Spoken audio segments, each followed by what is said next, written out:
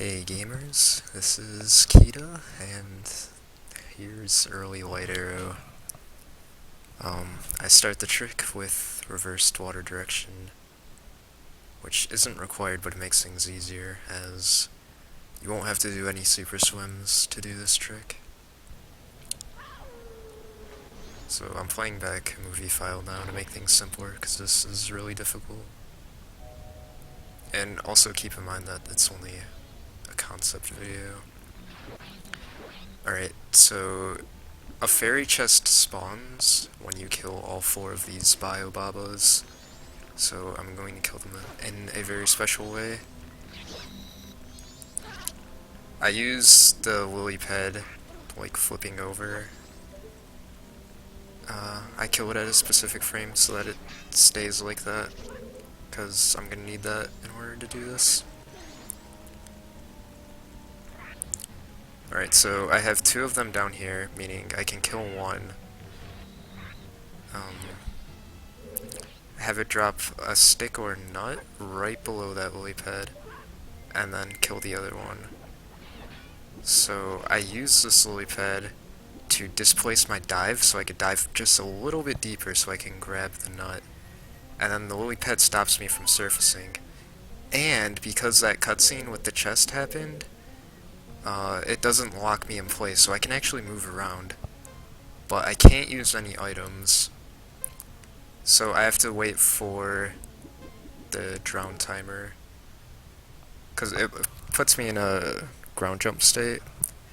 So the only way I can use items is to just die and be revived with a fairy. So now I can use items. And so we continue the quest. So doing that gave me GIM, or Get Item Manipulation.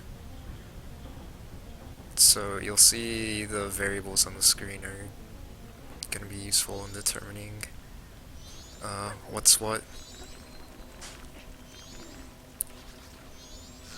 Alright, so here, when I stand in front of this chest, my get item value is -63, the compass chest. The boss key chest would also work for giving me light arrows.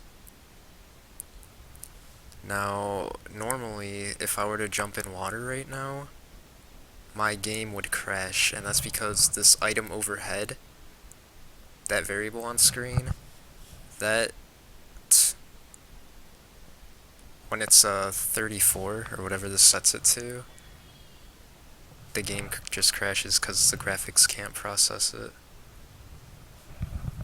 However, if I give myself a bunch of hearts,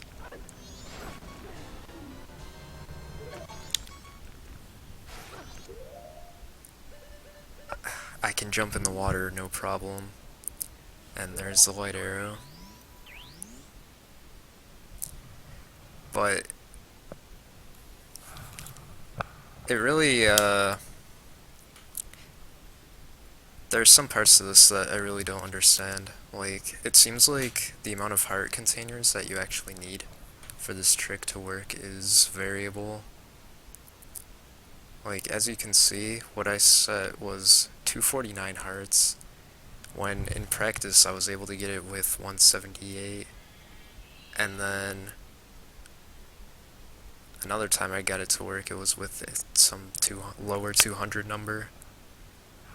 So there's something that determines how many hearts you actually need.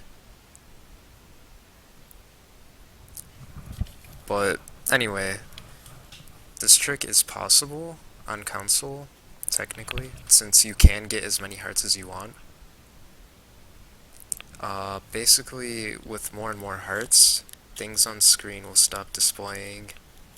Like, there won't be any more visual frames, they'll stop updating, which is why it works.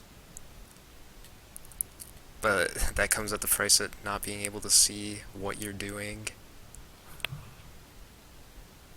So, in terms of actually getting the light arrow, this is a pretty slow solution. But there is hope for a faster way to do things, which which I guess I'll demonstrate.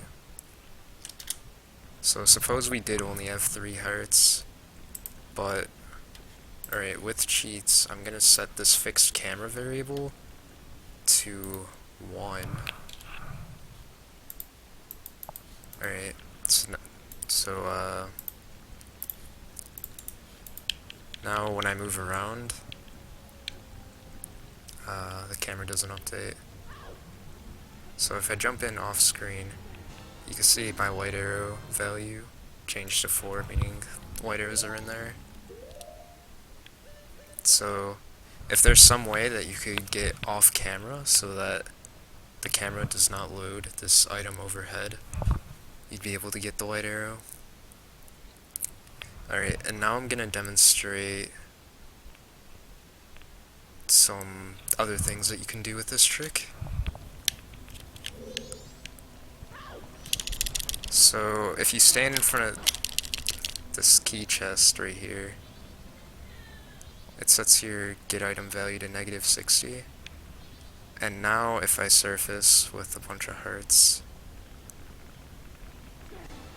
you see in my ocarina slot I have item 222, which is a glitched item.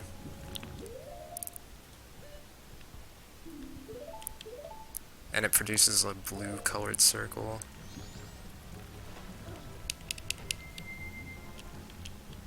If I try to use it, the game just crashes.